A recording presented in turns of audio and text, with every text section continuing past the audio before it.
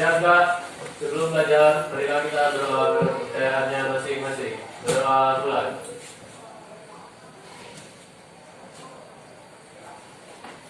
Berdoa selesai. Ucapkan salam. Selamat pagi, Bu. Selamat pagi. Apa kabar hari ini? Baik. Siapa yang tidak hadir?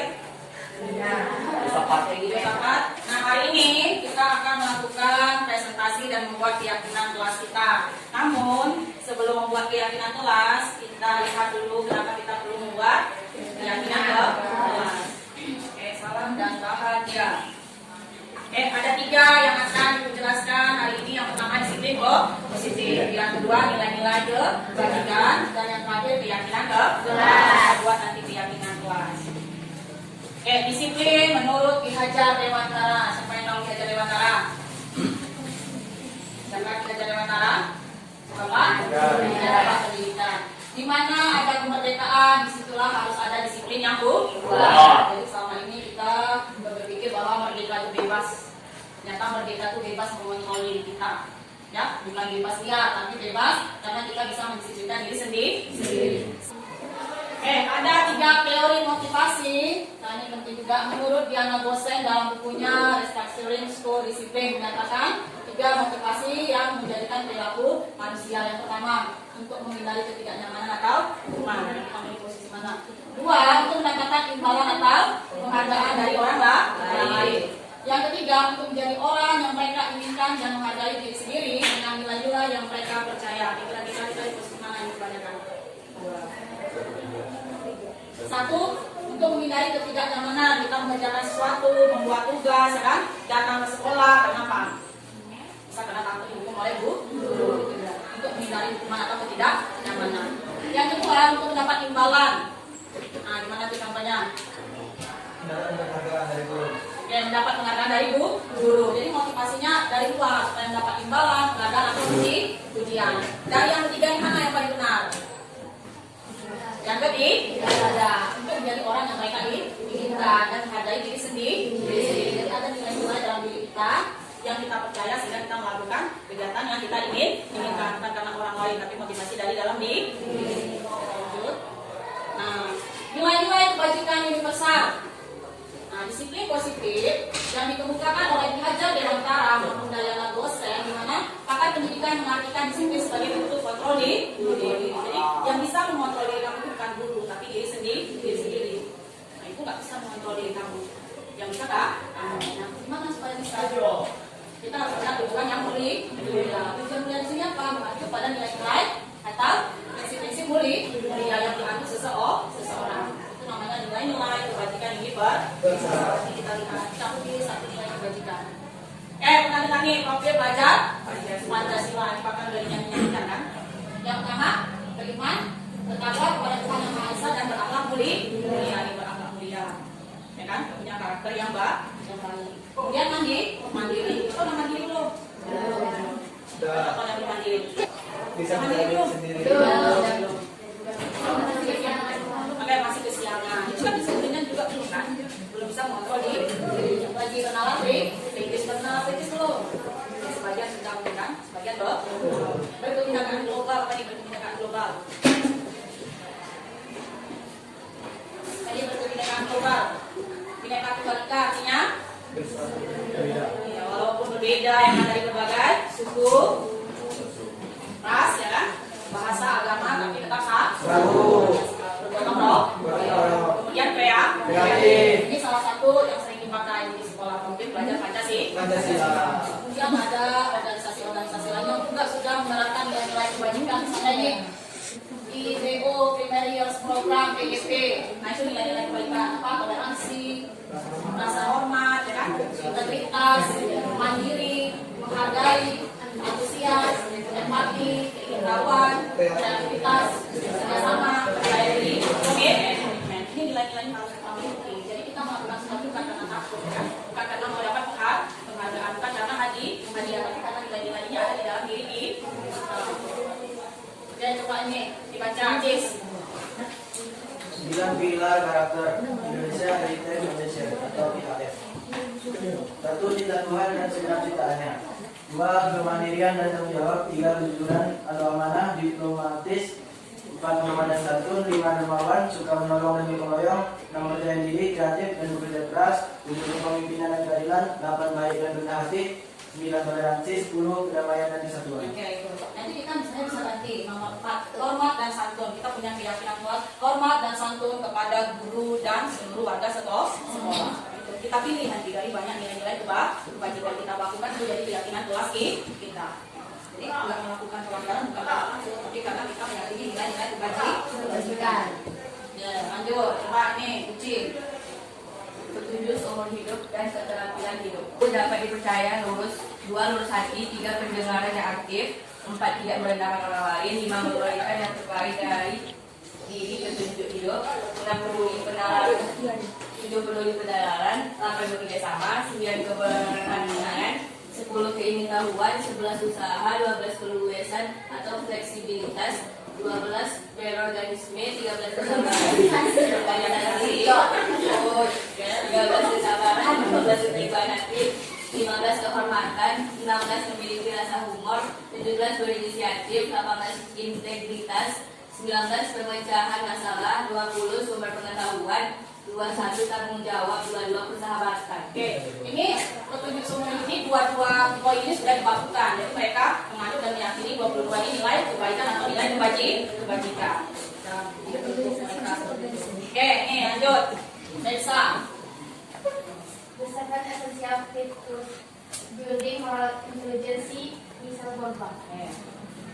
Ada empati, suara hati, kontrol diri, rasa hormat, kebaikan, toleransi dan keadilan. Oke, itu kan yang bilang berdasarkan rasa hormat. Rasa hormat, menghargai orang lain, toleransi.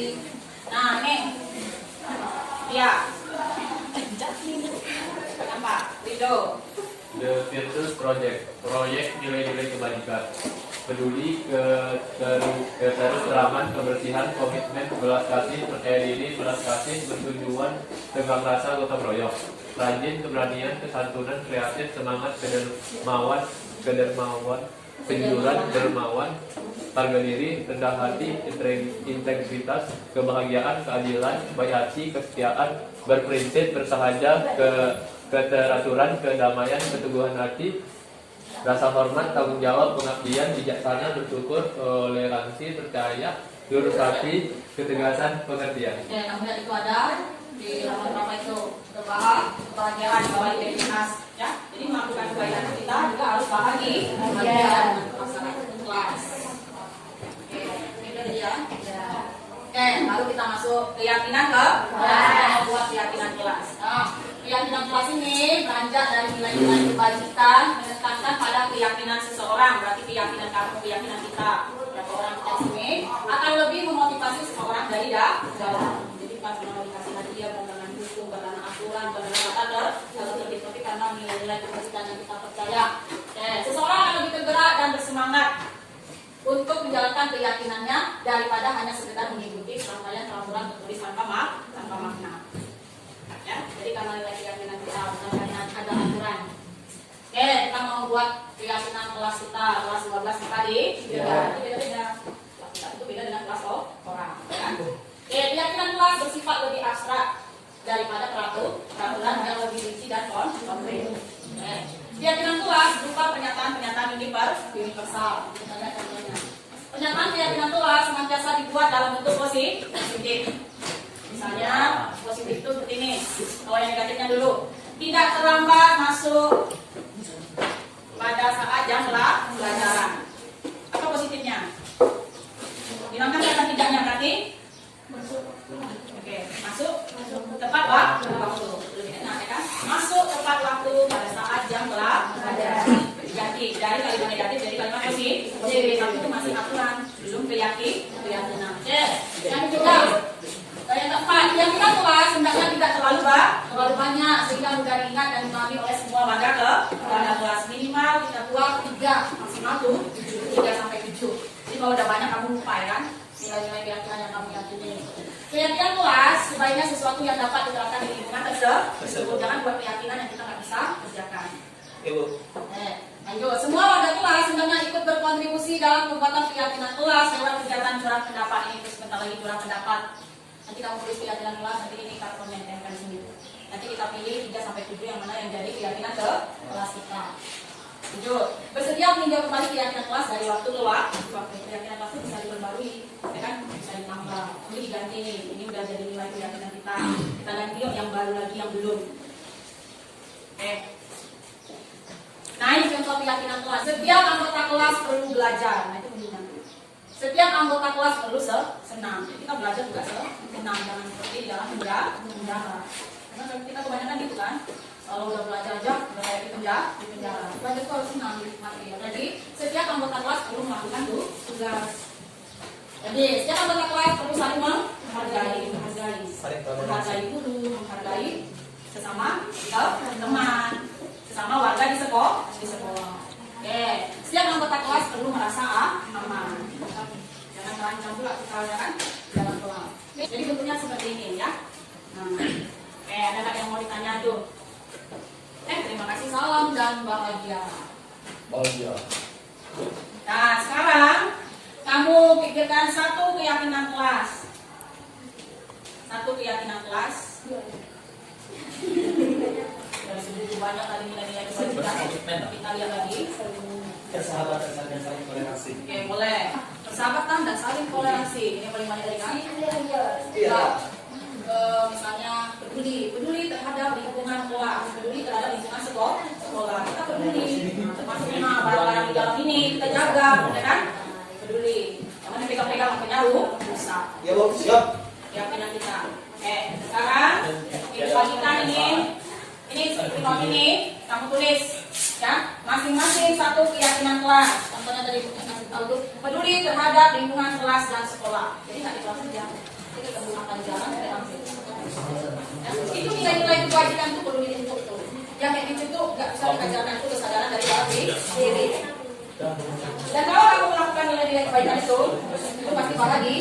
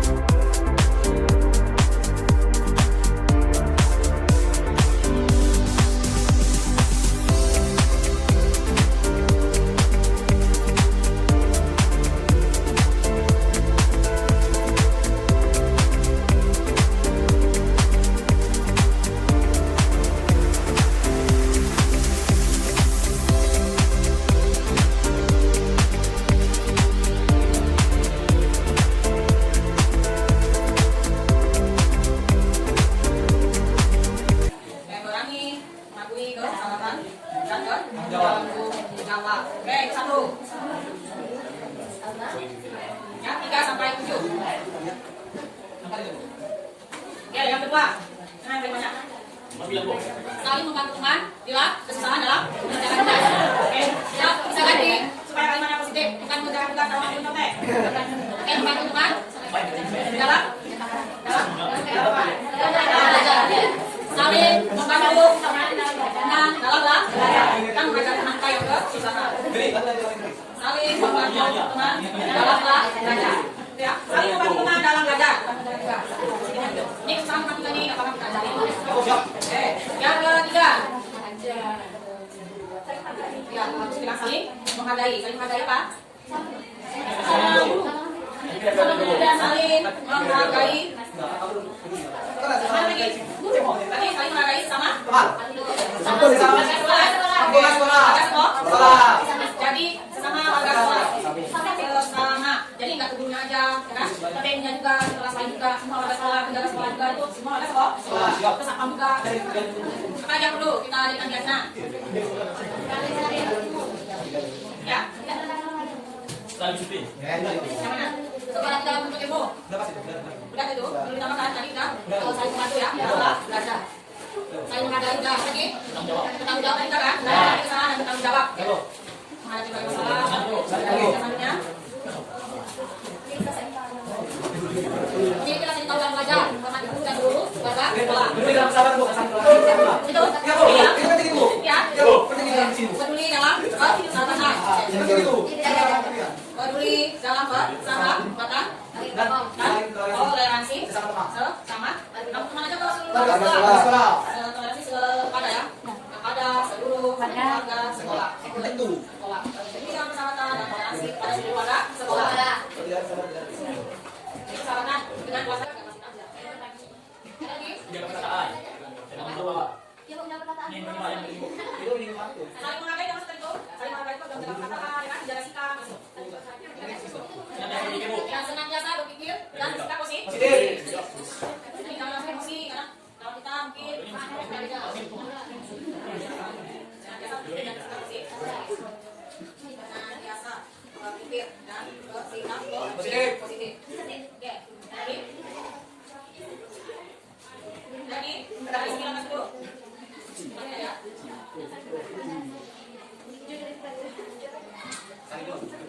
Sikap, jujur ya, dan itu paling susah. Sikap, jujur. Senantiasa bersikap jujur. Kalau kita baca, jangan